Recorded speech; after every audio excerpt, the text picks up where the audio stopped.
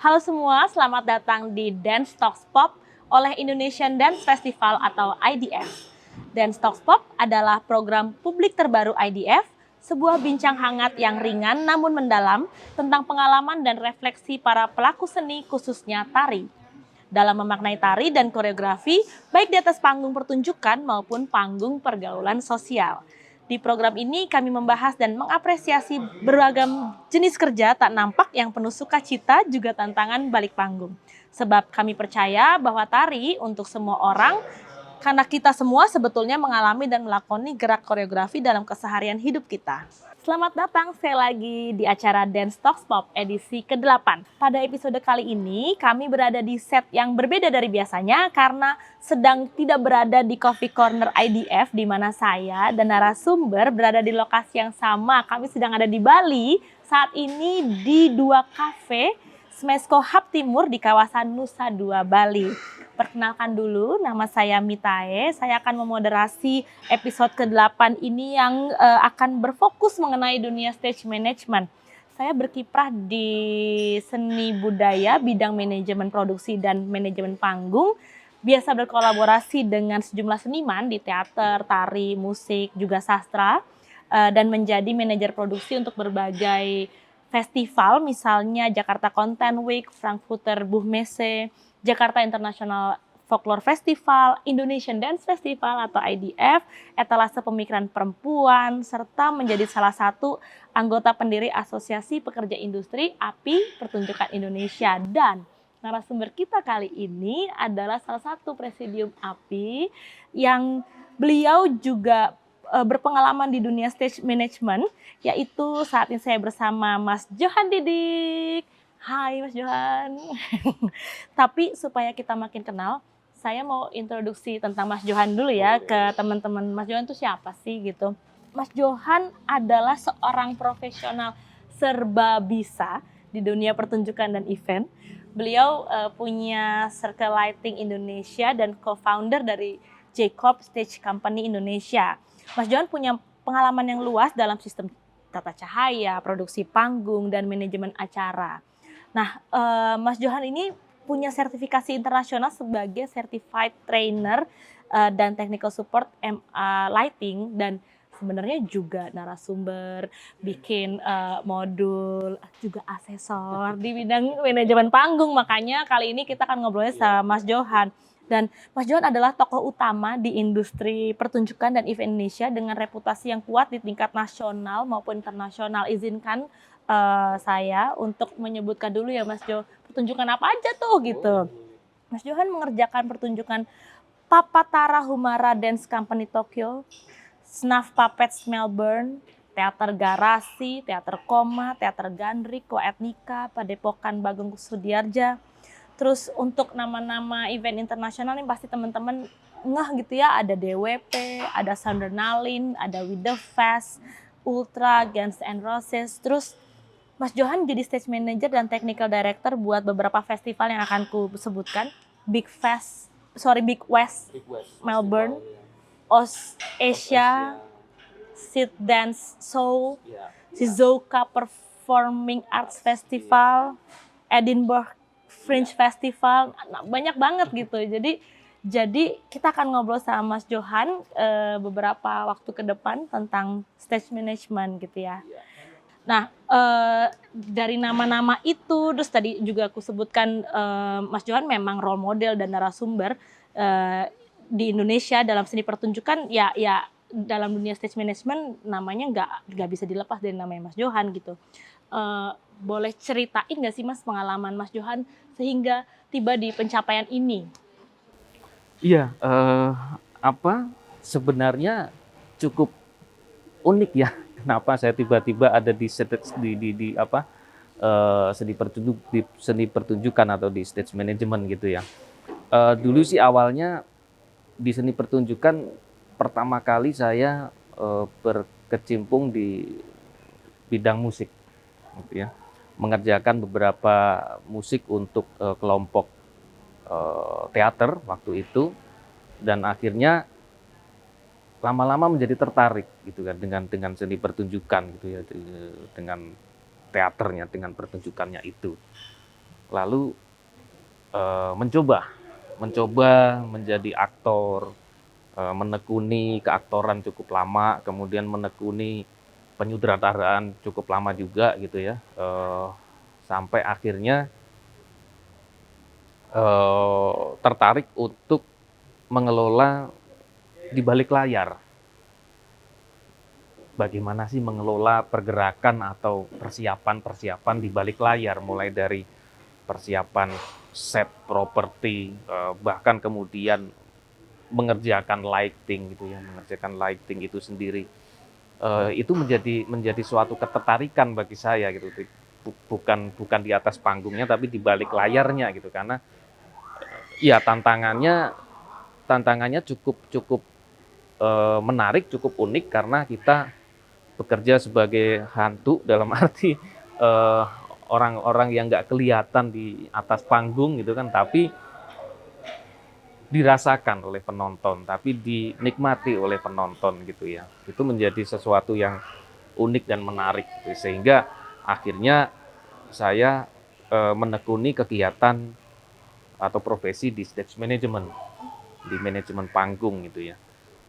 Karena bagi saya itu wah menarik, ini bagaimana kemudian pertunjukan ini berjalan gitu ya, tapi tangan-tangan yang menjalankannya ini nggak kelihatan gitu ya. Ya itulah tangan-tangan stage management itu. Jadi nggak kelihatan tapi bisa dinikmati, dan ketika penonton menonton pertunjukan itu pulang itu menjadi sesuatu yang dibicarakan. Wah, pertunjukannya bagus, pertunjukannya apik, pergerakan set propertinya dan sebagainya itu eh, sesuai gitu ya. Itu menjadi kepuasan tersendiri gitu kan. Ketika itu terjadi, tanpa penonton menyadari bahwa ada stage manager yang bekerja di situ. Nah, itu sesuatu yang menarik buat saya gitu, menarik buat saya sehingga ya menekuni bidang itu cukup lama sampai kemudian bergabung dengan beberapa kelompok pertunjukan di luar negeri, festival dan sebagainya, sehingga menjadi kenikmatan tersendiri bagi saya untuk bekerja di balik layar, memanage itu semua gitu ya. Mm. Jadi ingat waktu aku jadi stage manager juga gara-gara mengalami masalah-masalah ketika aku justru jadi pelaku di atas panggungnya gitu.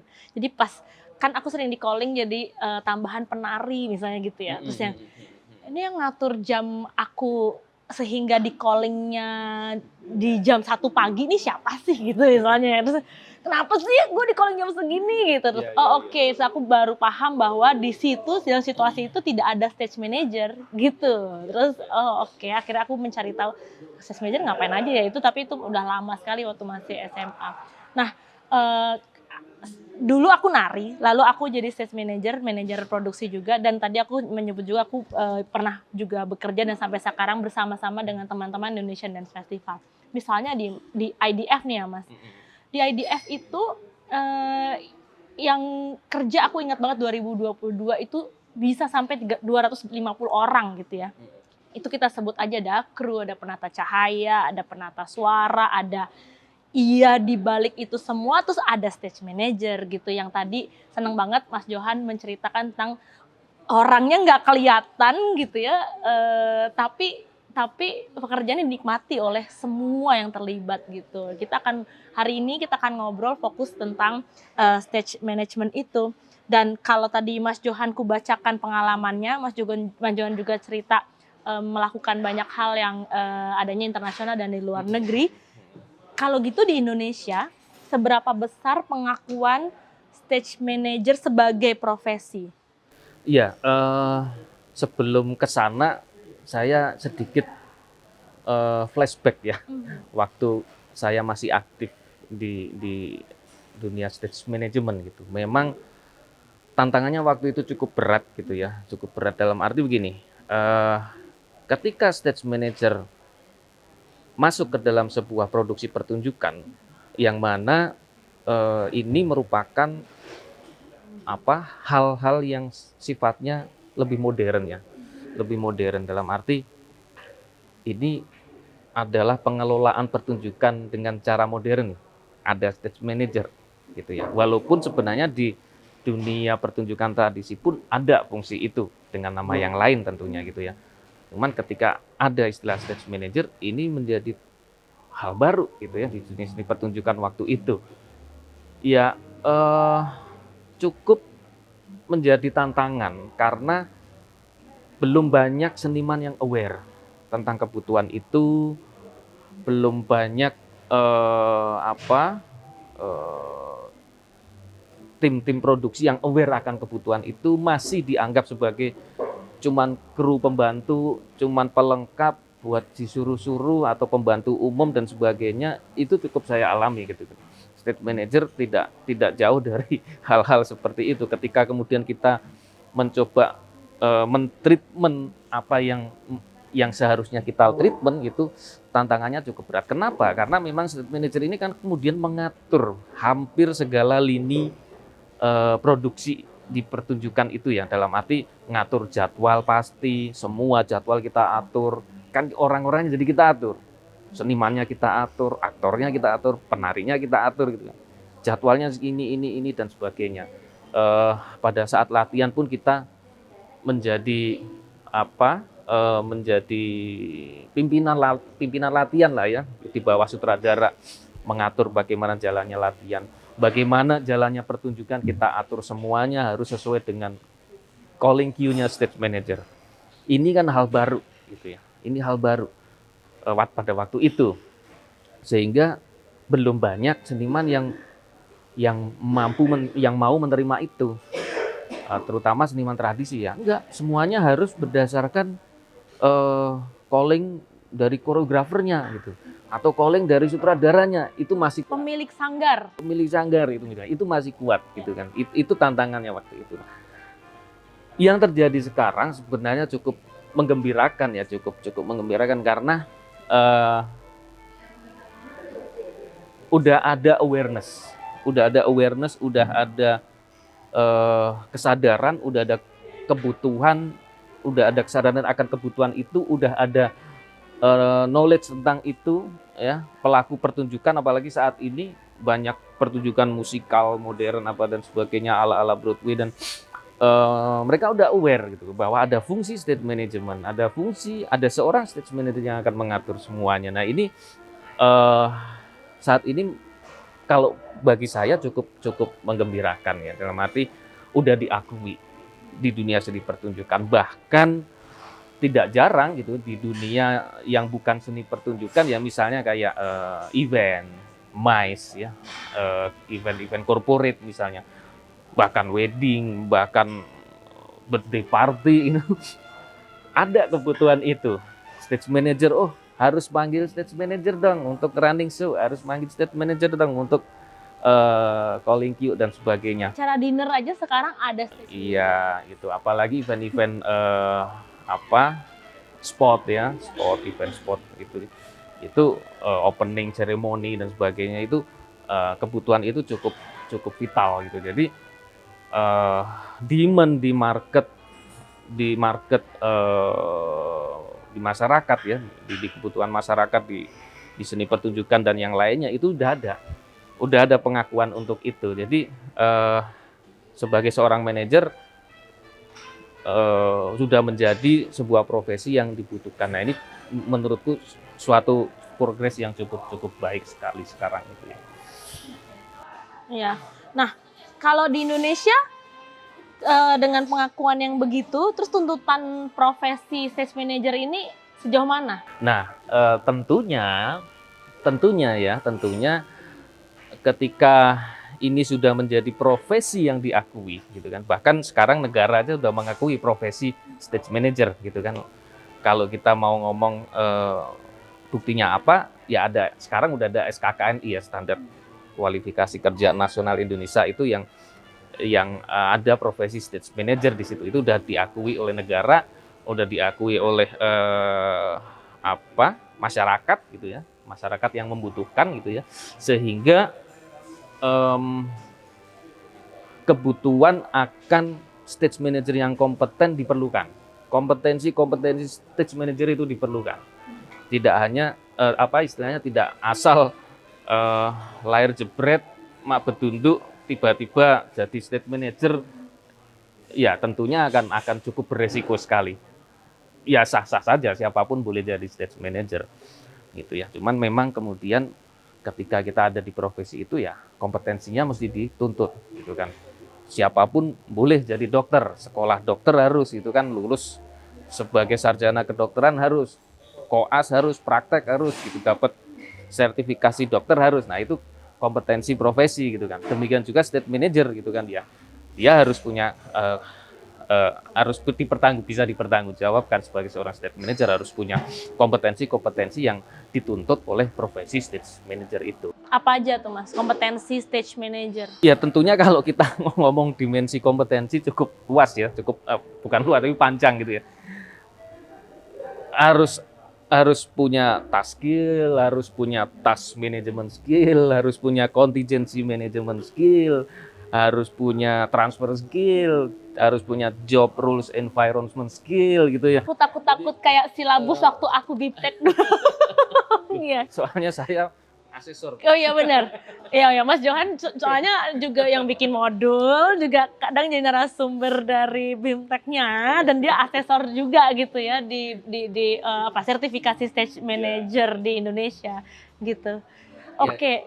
Ya kompetensi itu kemudian dituntut ya, dalam arti memang memang belum banyak sarana edukasi yang terbuka luas di Indonesia gitu ya, belum banyak universitas-universitas atau sekolah-sekolah yang punya jurusan tertentu itu gitu kan. Memang saat ini kalau kita memang mau benar-benar proper mendapatkan ijazah harus luar negeri misalnya gitu kan. Cuman memang sekarang kan kemudian pemerintah cukup aktif untuk mendorong sertifikasi profesi gitu ya, dari baik itu Kementerian Pendidikan Kebudayaan, Kementerian Pariwisata gitu kan. Mereka cukup aktif untuk mengadakan BIMTEK, training, pelatihan dan juga tentunya sertifikasi. Nah ini yang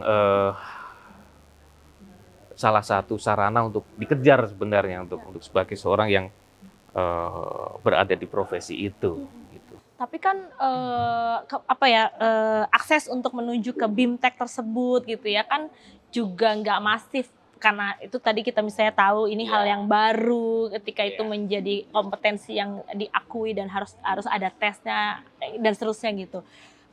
Boleh nggak sih Mas misalnya teman-teman yang nonton nih ya terus ngerasa aku kayaknya biasanya kerja ditulis di program booknya jadi manajer panggung gitu, atau kayaknya fungsi aku stage manager deh gitu. Sejauh mana dia bisa menganalisa dirinya, oke aku kompeten nih kayaknya deh gitu. Gimana caranya? Ya kalau kita ngomong kompetensi profesi tentunya ada standar ya, ada standarisasinya gitu. Kalau kita bisa memenuhi standar itu, kita lolos dengan standar-standar itu, ya kita bisa diidentifikasi sebagai kompeten gitu kan. Kalau enggak ya, kalau nggak ada standar ya kita tentunya nggak bisa menilai. Kurang kompeten. BK belum kompeten saudara-saudara. Gitu. Tulisannya kalau di penilaian asesmen. Ya, tentunya kalau saya pribadi ya seneng ya, sekarang banyak sekali teman-teman yang berkecimpung di profesi ini. Ya. Kalau sekarang saya lihat, banyak sekali teman-teman stage manager bikin kelompok atau bikin semacam company gitu ya. Aduh gawat, abis ini kita bahas show director. Panjang itu. Panjang. Nanti saudara. Ya, banyak teman-teman yang berada di situ karena demand-nya cukup banyak.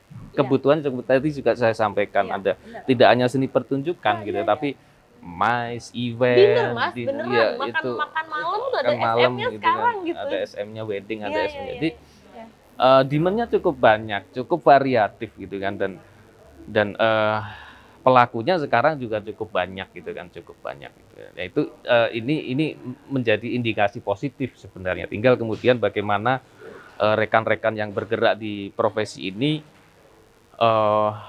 bisa memenuhi standar profesinya di bidang itu ya gitu. Itu yang bisa menjadi garis bawah gitu. Ketika kita mau jadi stage manager, apa yang harus dikejar gitu kan, enggak kemudian udah jalan aja gitu kan, ya tentunya sharing pengalaman atau ikut dengan rekan-rekan yang udah lama di profesi ini menjadi poin tersendiri ya gitu. Cuman memang bagaimana kemudian kita bisa mengejar, memenuhi knowledge kita, skill kita, kompetensi kita itu menjadi penting juga. Sebentar, ini takutnya teman-teman langsung pada gue nggak jadi deh jadi stage manager, susah ribet gitu ya. Gitu. Kita balikin dulu kali, stage manager tuh terus sebenarnya apa? Karena aku mengalami sukacita ya ketika mengerjakan itu. Aku senang gitu meminatinya. Tentu saja terus Mas Johan juga sampai sekarang bisa bikin modul dan seterusnya. Stage manager tuh apa dulu gitu? Ya, kalau kita menilai ke terminologi ya, memang stage manager ini cukup krusial di bidang pertunjukan ya, seni pertunjukan maupun di bidang-bidang yang kaitannya dengan show, dengan pertunjukan. Nah, stage manager ini kemudian adalah orang yang kemudian adalah orang yang mengelola bagaimana proses pertunjukan dari mulai praproduksi sampai proses latihannya, sampai proses latihan teknis misalnya, sampai kepada proses pertunjukannya. Bagaimana runningnya ini? Bagaimana pengelolaan orang-orangnya, pekerjaan yang ada di situ? Bagaimana kemudian menjalankan sebuah pertunjukan sesuai dengan harapan kreatornya, sutradaranya atau koreografernya itu, atau komposernya gitu. Itu yang dilakukan oleh stage manager gitu. Dalam bahasa ini ya, bahasa obrolan ya gitu ya. Kalau bahasa terminologi nanti kita lihat di buku. Boleh, sama itu lah. iya. Secara teori secara apa? teori gitu. Tapi secara mudahnya sebagai obrolan ya itu gitu yang dilakukan oleh stage manager gitu kan. Dari mulai, jadi biasanya kalau produser nih udah ketemu apa yang mau dikerjakan nih, mau mengerjakan pentas apa, kemudian nyari sutradara kan, misalnya nyari kreatifnya gitu kan, atau koreografernya gitu ya. Setelah ini jadi sebuah naskah, jadi sebuah materi yang mau dipertunjukkan, dari situ kemudian diperlukan adanya seorang stage manager gitu, karena dari situ kemudian dia mulai mengatur jadwal. Kapan nih Pak Sutradara mau audisi gitu misalnya, ya koordinasi dengan tim produksi yang lain, dari produser ke pimpinan produksinya dan sebagainya, sampai kemudian udah ketemu para pemainnya, aktornya atau penarinya, dikelolalah kemudian jadwalnya gitu ya, jadwalnya dikelola. Minggu ini latihan apa, minggu ini latihan apa gitu kan, misalnya siapa yang harus datang, jam berapa latihan, di mana dan sebagainya. Sampai kemudian latihan teknis, nyoba kostum, nyoba lighting, nyoba make up, nyoba properti macam-macam dan segalanya. Sampai kepada yang paling penting, yang paling krusial adalah bagaimana kemudian dia menjalankan pertunjukan itu ya. Setelah melalui proses latihan, ya, stage manager selama proses latihan harus mencatat gitu kan, makanya harus mencatat bagaimana pergerakan orangnya, bagaimana distribusi barangnya, bagaimana waktu berjalan di situ. Nah itu dia mencatat yang nantinya akan dia gunakan untuk calling show, ya, untuk calling cue gitu, untuk running show di sebuah pertunjukan itu.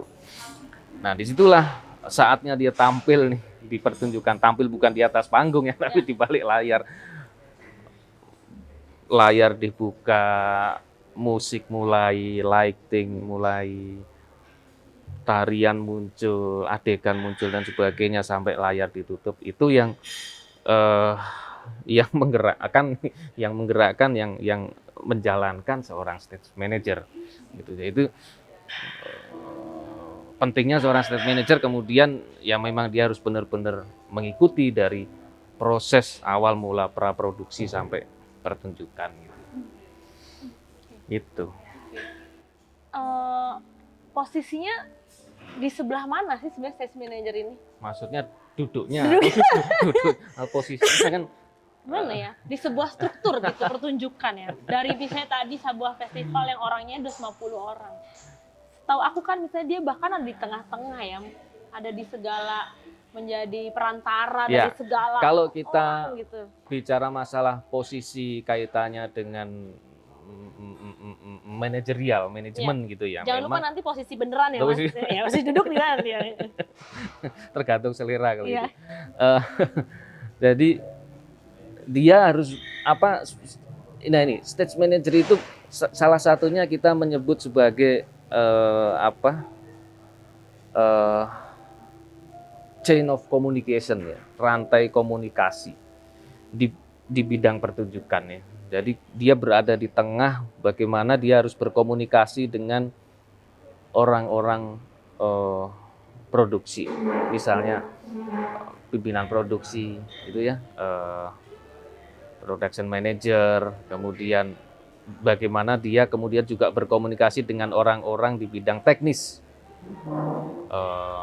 Penata panggung, penata busana, penata cahaya, penata set, penata properti, dan kemudian bagaimana dia berkomunikasi dengan orang-orang kreatif, ya.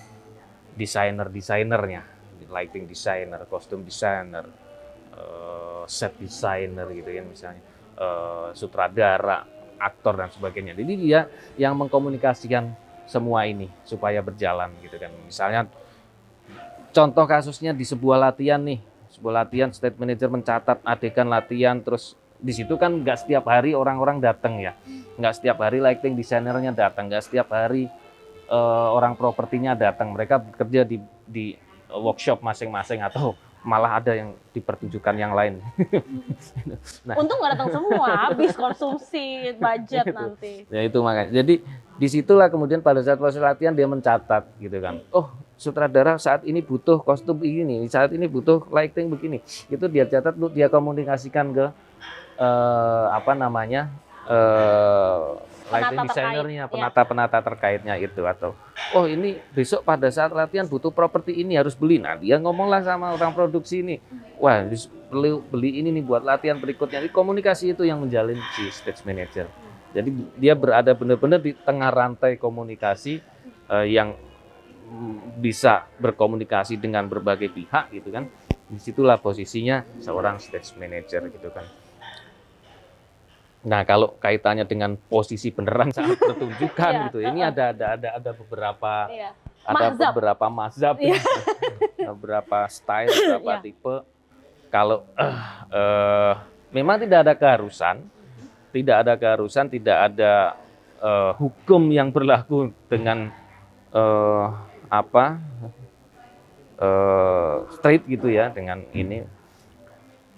Kalau kita melihat pertunjukan yang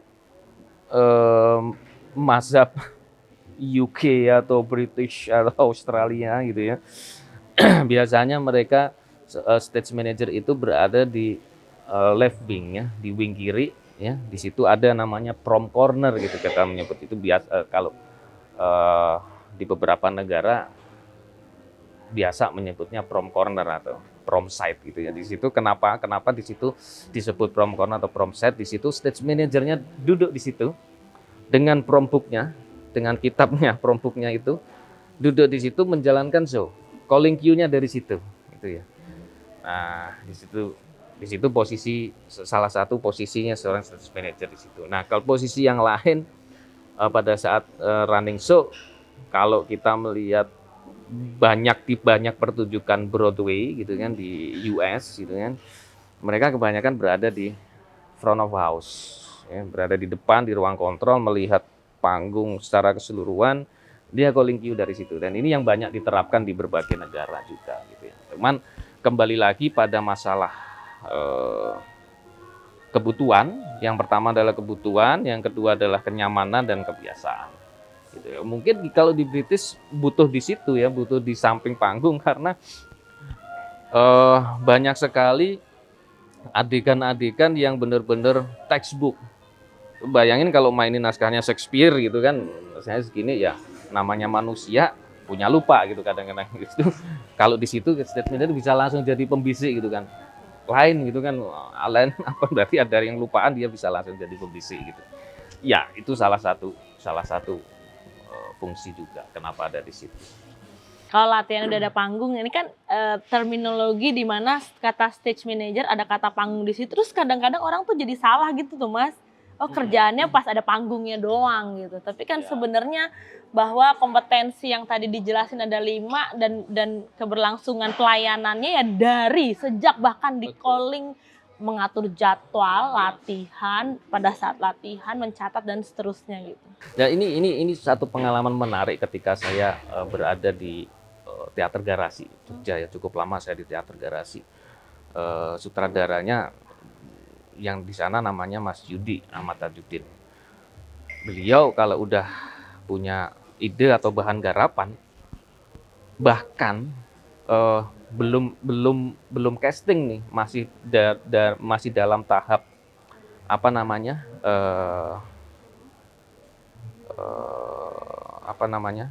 riset, masih dalam tahap riset. Saya sudah dipanggil untuk ikut mendampingi proses riset itu. Riset di mana, kemudian ngumpulin data sampai mengolah data gitu kan. Tentunya dalam kapasitas stage manager ya, dalam kapasitas stage manager. Ngapain tuh? Kan ya pada saat itu ya kemudian ya dalam tanda kutip sebagai stage manager saya mesti mengasisteni beliau untuk memanage kemudian kebutuhan riset itu. Yuk ini riset di sini dong, riset ini bikin ini, panggilin ini gitu kan. Atau bikin jadwal ketemuan, diskusi gitu. Di jadwal untuk tim ya kalau kita menyebutnya kolaborator ya. Para kolaborator aktor-aktornya itu bikin jadwal, kita ketemu untuk diskusi riset, eksplorasi apa. Mulai dari situ, mulai dari nol. Benar-benar mulai dari nol karena kemudian ya itu akan memperdalam saya sebagai seorang stage manager untuk benar-benar memahami produksi itu sendiri. Ketika saya berada dari nol, saya udah paham banget ini produksinya kayak apa, idenya kayak apa, pencapaian sutradaranya mau seperti apa. Ya boleh dikatakan udah hampir tahu banget lah ketika produksi dari nol, saya udah hampir tahu banget gitu. Apa yang diinginkan oleh sutradara di pertunjukan ini. Gitu. Jadi ketika misalnya pada saat perjalanan proses latihan sampai kepada proses pertunjukan, itu sebagai seorang stage manager saya udah benar-benar tahu apa yang menjadi keinginan sutradara. Sehingga apa yang saya jalankan pada saat pertunjukan udah sesuai dengan keinginan sutradara. Gitu. Tidak jarang kemudian seorang stage manager itu harus memiliki visi kesenimanan. Harus memiliki visi seorang seniman, seorang sutradara, seorang koreografer, seorang komposer. Gitu. Kenapa? Kita ambil contoh misalnya pertunjukan ala-ala Broadway itu. Yang dalam satu produksi bisa berlangsung setahun atau mungkin lebih. Sutradara setelah grand opening, gala opening dan sebagainya, bla bla bla, foto-foto, pers conference apa dan sebagainya. The next day dia udah ngerjain pertunjukan yang lain. Yang menjalankan pertunjukan itu nantinya ada seorang stage manager sampai pertunjukan ke sekian ribu gitu misalnya. Nah kalau stage manager nggak punya visi kesenimanan, nggak tahu apa yang menjadi keinginan sutradara.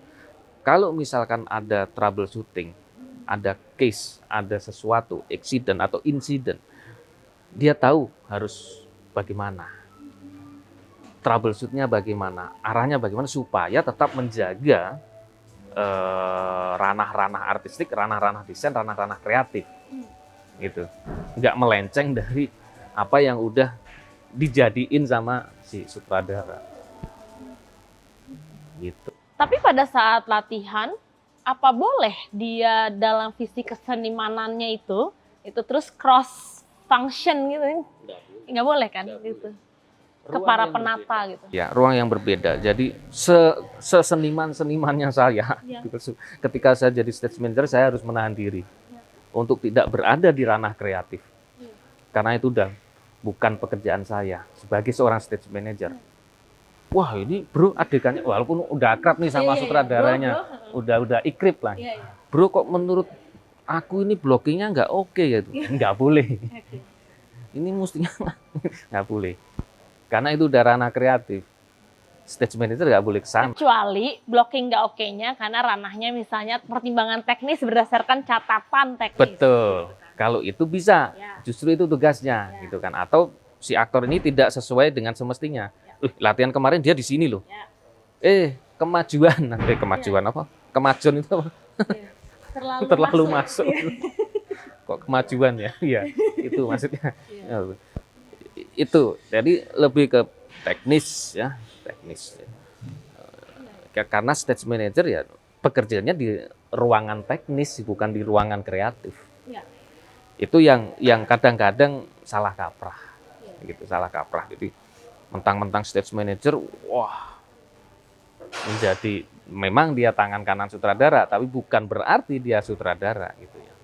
Itu gimana Mas cara mengkomunikasikan banyak hal yang dicatatnya dalam artian sangat teknis gitu, sementara terus ketemunya sama teman-teman yang penata kan banyak ya. Betul. Yang diajak komunikasi banyak orang, jenis orang, jenis fungsi penataan mereka gitu kan, macam-macam gitu. Gimana tuh cara berkomunikasi seorang stage manager? Nah, inilah pentingnya seorang stage manager itu harus lulus sebagai sarjana komunikasi. Luar biasa, sarjana komunikasi. Saya sarjana psikologi lumayan kali lah. Sarjana psikologi juga. Luar biasa. Kenapa? Karena human behavior seorang stage manager. Kasihan Mas yang nggak sarjana psikologi nanti langsung resign. Human behavior seorang stage manager itu tuntutannya lebih besar daripada technical knowledge-nya. Oke, soft skill berarti nih. Soft skill. Tolong, apa saja itu? Soft skill itu lebih penting bagi seorang stage manager daripada technical skill gitu ya. Oke, technical skill soalnya bisa dipelajari. Bisa dipelajari. Ada teorinya. 1+1 nggak akan kemana-mana gitu kan. Ya, gambar kerja. Iya. Ada template mencatatnya gitu. Betul, teorinya udah ada. Soft skill itu paling susah dipelajari. Makanya sarjana psikologi ini penting gitu. Kenapa ya? Karena kita mengatur manusia. Mengatur manusia. Saya pribadi, saya lebih memilih program 300 lampu daripada ngurusin satu orang monolog. Ngurusin satu orang aktor monolog, besok-besok dia bisa bad mood, moodnya berubah. Capek dan sebagainya. Ngurusin 300 lampu udah pasti rusak ganti. Oh ini kabelnya, atau ini apanya, udah jelas gitu kan apanya yang rusak gitu kan, mana yang harus diganti. Gitu. Itu. Jadi memang technical skill bukan berarti nggak penting gitu kan. Saya sangat terbantukan ketika saya menjadi seorang stage manager. Alhamdulillah saya punya technical skill yang cukup bagus gitu kan. Betul. Cukup oke gitu. Bagi saya yang itunya bahkan dulu nggak oke, jadi harus kejarannya juga jadi banyak gitu kan. Karena saya berangkat dari tipikal stage manager Asia yang grassroots ya, yang zaman dulu masih ada yang namanya tuh bendrat gitu kan. itu selalu dibawa kemana-mana gitu kan. Sekarang udah nggak pernah ketemu saya itu wujudnya kayak gimana. Nah, cuman ya itu akan menjadi poin tersendiri. Kenapa? Karena pengelolaan, memanage, mengatur teknis, persiapan dan penginstalan itu akan memudahkan saya untuk membuat jadwal misalnya. Jadi kalau saya bikin jadwal, oh ini dinding sekian meter nih, 50 meter, dipasang kain sekian meter, tingginya sekian meter. Kalau sekian orang perlu sekian menit, gitu kan. Jadi kalau saya punya technical skill itu enak tuh. Oh ini 1 jam cukup gitu kan, karena kita harus ngatur jadwal. Dan salah satu untungnya lagi, jadinya saya juga nggak bisa dibohongin. Kalau saya bikin jadwal, lighting mulai dari loading, setup, instalasi, patching, programming, dan sebagainya, focusing perlu sekian lama, sekian orang, dan sebagainya. Nanti tukang lighting designer datang, wah nggak bisa, ini perlu waktunya. Nggak bisa, karena saya tahu. Gitu. Itu salah satu keuntungannya ketika kita punya technical skill. Cuman yang mau saya sampaikan betapa pentingnya soft skill adalah Ketika seorang stage manager, salah satunya yang tadi sempat kita bahas, harus mengkomunikasikan banyak hal dengan semua orang. Komunikasi dengan ini, komunikasi dengan ini, komunikasi dengan ini, komunikasi dengan ini. Karena semua orang akan larinya, nanyanya ke stage manager. Kalau kita nggak punya kesabaran, Oke, sabar. Nomor 1. nomor satu, kita nggak punya kesabaran, ini bisa akan bersoal. Tuh. Terus kemudian pada saat calling queue, pada saat running show kita harus calling queue. Oke. Standby queue 100. Layar dibuka. Queue 100 go. Ini harus tegas, lugas gitu kan, bisa dipahami dengan baik dan tidak panikan. Coba bayangin kalau kita panik. Standby, apanya standby? Standby semuanya. Go. Apanya go? Semuanya go. Latihan dulu, belum kompeten. Yang kayak gitu. Kompeten. Iya. Nah itu, jadi itu sabar, ya. Kemudian tegas, lugas, nggak panikan gitu kan, nggak panikan, harus apa istilahnya? Susah amat disuruh tegas tapi nggak panikan. Iya, Tegas tapi tegas sabar. karena kita kan harus apa istilahnya menginstruksikan banyak hal ke tim teknis ya. Hari ini jam sekian kita ngapain? Oke, apalagi pada saat setup misalnya ya, kita ngatur latihan penari dan sebagainya, itu harus tegas. Kalau enggak, bentar mas masih kamar mandi, bentar mas make upnya belum kering. Nah, itu susah, kita harus manggil-manggil. 5-minute call, 10-minute call dan sebagainya. Itu kalau nggak tegas, nggak disiplin, PR. Makanya statementnya harus disiplin karena dia yang jagain waktu gitu loh. Kalau dia sendiri nggak disiplin, PR. Makanya kalau di stage management itu ada 3 kurun waktu sebenarnya. Kalau kamu datang tepat waktu, itu kamu terlambat. Ya. Kalau kamu tepat waktu, kamu datang sebelum waktunya. Kalau kamu terlambat datang setelah waktunya, ya kamu dipecat. Dipecat dalam arti yang nggak layak jadi stage manager karena terlambat, gitu ya. Jadi itu jadi disiplin dan sebagainya. Pengen ngomongin tentang pencatatan sih sebenarnya, karena kan yang dicatat tuh banyak banget ya tadi. Bahkan stage manager itu punya catatan aktor ini berdirinya kemarin nggak di situ gitu. Kayak apa coba nyatetnya tuh? Wah, itu Dia nanti, juga nyatet, sutradara bilang kostumnya kayaknya harusnya ini deh gitu kan. Nyatet kostum, nyatet di mana posisi aktor, ya, kayak mana tuh catatannya kan? itu kalau di dalam teknik stage management ada yang namanya prompting. Ya, prompting itu adalah bagaimana kita mencatat di prompt ya. Prompt ini alkitabnya seorang stage manager gitu kan, yang harus dibawa kemana-mana, isinya semua data di situ. Ini ngomongin ini boleh sambil megang promptnya nggak? Boleh. Mas Johan. Oke, kebetulan bawa 2. Jadi kita ambil 1. Mas Johan mungkin juga pegang 1. Ya. Heboh ya? Ya, jadi ini prompt ya. Prompt. Jadi kitab sucinya seorang stage manager. Di setiap produksi yang saya pernah jalani, saya selalu bikin prompt. Dibutuhkan atau tidak dibutuhkan oleh orang lain, saya bikin. Karena sebagai seorang stage manager ya, saya membutuhkan ini. Gitu. Saya membutuhkan ini. Jadi ini ya salah satu alat kerja dan alat bukti kita sebagai seorang stage manager.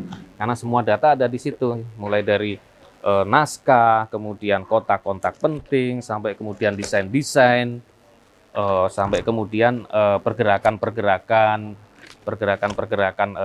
pemain itu kita catat di sini. Nah, mencatat ini memang ada teori-teori khusus gitu kan, supaya pencatatannya bisa efektif dan efisien. Nggak hanya efektif tapi harus efisien. Kenapa?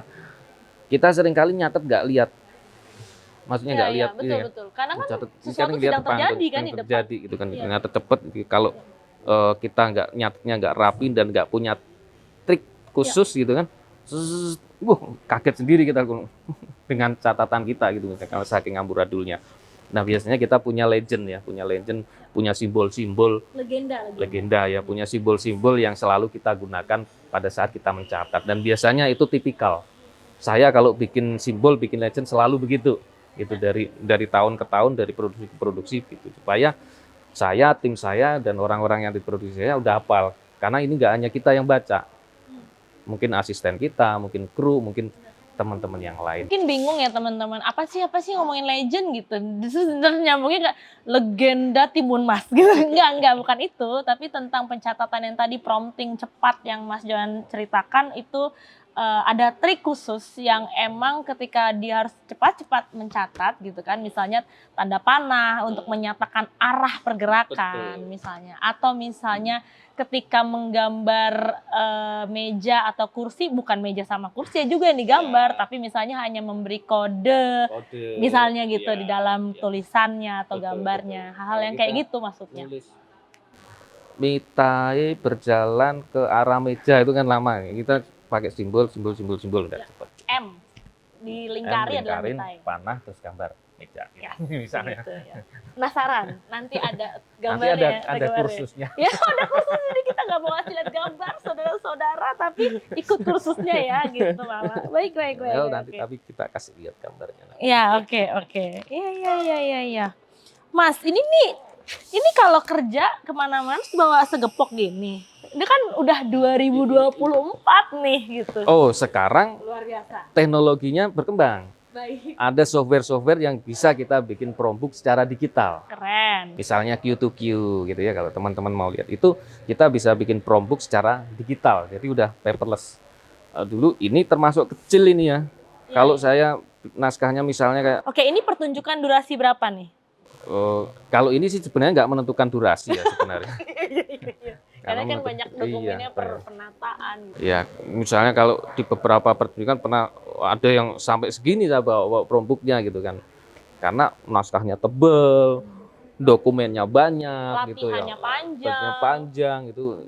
Dan ya saya dari awal bikin prompt entah tahun berapa sampai sekarang masih tersimpan dengan baik. Ya mungkin ada kuning-kuning agak ini dikit karena kertas gitu ya. Artinya udah lama. Udah lama kerja jadi gitu. manajernya. Yang baru nggak ada karena sekarang udah jarang jadi state manager. Apa namanya? Kenapa kadang-kadang begini? Misalnya contohnya teater garasi. Saya pertunjukan bikin prompt, saya simpan, saya taruh perpustakaan misalnya. Pada suatu ketika mau dipentaskan lagi, tapi saya nggak bisa jalanin. Jadi the next stage manager yang jalanin produksi itu udah tinggal ngambil prompt yang sebelumnya, Buka aja tinggal nih. jalan gitu kan. Jadi karena pertunjukannya sama gitu. Itu udah capek-capek gitu, capek. Udah capek-capek gitu. Kalau besok aktornya nggak dateng, udah capek-capek gitu nyatetinnya rapi. Terus penata lightingnya nggak suka, misalnya gitu ya, terus nggak setuju gitu. Kok gini sih Jo gitu misalnya, gimana tuh Mas? Nah ini kita balik lagi ke masalah soft skill tadi ya, masalah soft skill, masalah human behavior. Kenapa pentingnya seorang stage manager itu nggak boleh emosi, ya toh? Sama mesti egaliter dalam arti dia nggak boleh berpihak kepada siapapun, gitu kan. Misalnya ada ketidaksesuaian antara lighting designer sama sutradara gitu misalnya. Ya sebagai stage manager kita harus berada di tengah, kita harus egaliter, kita harus tidak berpihak, kita harus netral, gitu ya, supaya kita bisa memberikan pandangan-pandangan yang objektif. Kaitannya tentunya dengan ranah teknis ya, bukan ranah kreatif. Kalau ranah kreatif ya mereka silahkan berantem aja gitu kan. Tapi kaitannya dengan pertimbangan teknis gitu misalnya, atau pertimbangan scheduling misalnya, dan pertimbangan-pertimbangan lainnya yang di luar ranah kreatif. Jadi ya sebagai seorang stage manager misalnya selain egaliter kaitannya dengan misalnya pemain yang terlambat ya. Kita harus memiliki sifat empati. bukan simpati ya, tapi empati Luar biasa. gitu ya. Ya kalau simpati kan, aduh kasihan terlambat ya, nggak apa-apa deh gitu kan. Ya mungkin rumahnya jauh, kehujanan, bannya meledak, kucingnya sakit apa, nggak apa-apa deh, empati. Apa simpati. Tapi kalau empati kemudian kita berada di dalam dunia mereka gitu ya. Kita mencoba berada di dalam dunia aktor itu. Gitu. Kita datengin misalnya ke rumahnya, gimana kabarnya bro, keluarga baik-baik saja gitu kan, ya ngobrol gitu kan, untuk kita berada di dalam mereka, di dalam individu mereka supaya tahu, oh ternyata dia harus mengantarkan adiknya ke sekolah dulu, oh sepeda motornya cuma satu dan sebagainya dan sebagainya. Ketika kita tahu problematikanya itu, kita punya solusi kemudian gitu kan. Oke, ini aktor penting, harus ditreatment supaya bisa berangkat tepat waktu. Gimana caranya? Cari barengan lah, apalah gitu. Pasti ada solusinya gitu ya. Pasti ada solusinya. Nah, itu kemudian bagaimana pola-pola stage management seorang stage manager bekerja secara personalitinya dia gitu ya. Iya. Karena ujungnya adalah membuat sistem yang rapih dalam dunia produksi itu gitu kan. Sampai secara personality pun misalnya mampu berempati tadi. Maksudnya aku kira ini banget ya, di luar teknis juga gitu kan. Terus harus sangat humanis gitu, terus pendekatan yang sangat personal juga ke aktor, ke penata tadi misalnya gitu. Ya, ada satu istilah umum ya, sebenarnya ini istilah agak tertutup di kalangan stage manager ya, ketika kita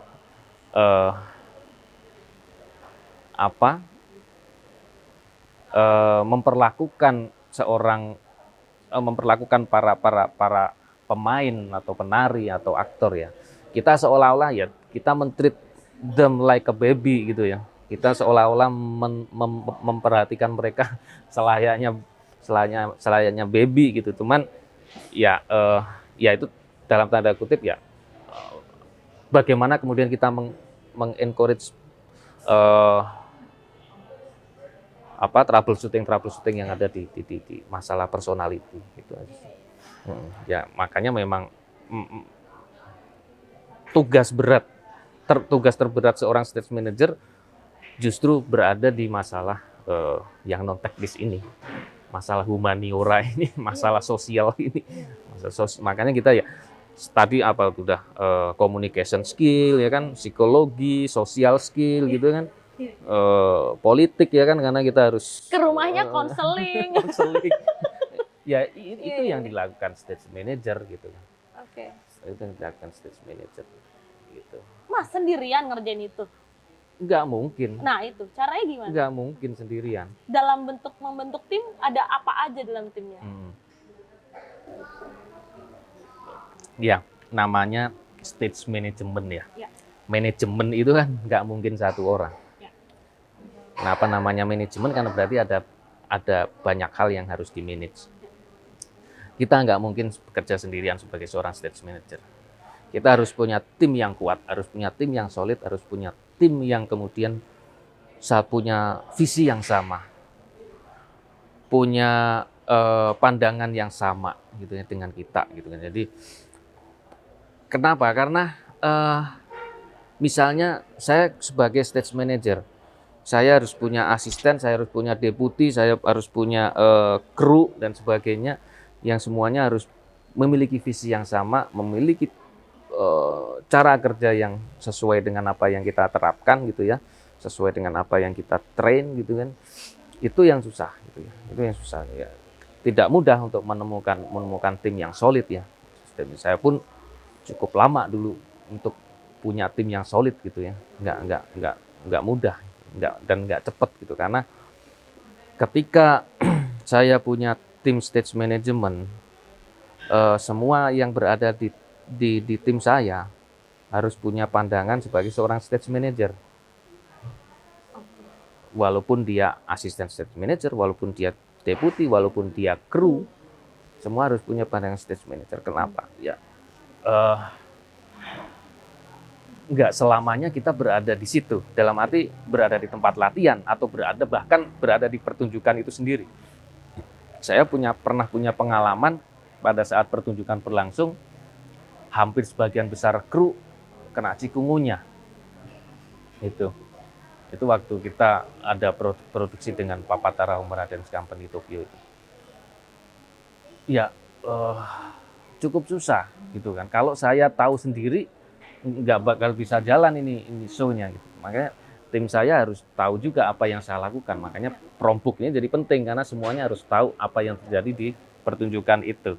Jadi ketika kita nggak bisa menjalankan pertunjukan dengan baik dan benar, ada tim kita yang bisa jalankan gitu. Ada asisten kita atau ada deputi kita yang bisa menjalankan pertunjukan itu gitu.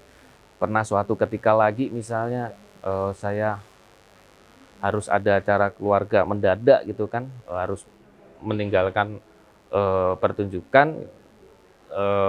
Pada saat itu saya kembali lagi untuk menjalankan pertunjukan tapi pesawatnya delay gitu kan. Gitu. Jadi ya asisten saya yang jalanin. Begitu saya datang, saya cue berikutnya saya udah bisa langsung jalanin gitu. Atau pernah kejadian juga waktu itu saya jadi asisten, ada set manajernya orang lain, tuh rekan saya juga. Tiba-tiba dia sakit perut gitu kan, harus ke toilet, lari gitu kan.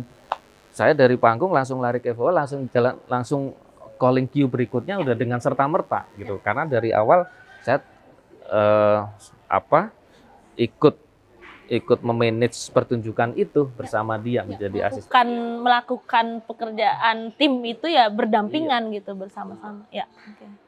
Ya itu terus pentingnya tadi itu ya Mas, catatannya itu nanti kalau teman-teman tahu endingnya ada misalnya cue sheet gitu-gitu ya. Ya. Ya, dan itu bisa terjadi si catatan-catatan itu karena stage management as a team gitu, dia mengerjakannya bersama-sama setiap latihan, punya catatan juga setiap latihan, dalam koordinasi, dalam komunikasi. Ya, Paperworks-nya luar biasa. Ya. Manajer itu paperworks-nya banyak banget. Ya. Ini jadi pertanyaan terakhir yang akan menutup edisi ke-8 Dance Talks Pop kita tentang harapannya Mas Johan di dunia stage management di Indonesia.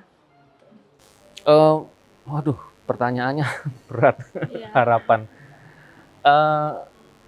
Ya itu tadi ya, maksudnya beberapa sempat kita bahas gitu ya, tentang kompetensi stage manager ini perlu kita tingkatkan dan perbaiki ya. Dalam arti teman-teman yang saya bukan orang yang paling benar ya, maksudnya bukan yang paling bagus gitu ya. Saya pun masih belajar gitu ya.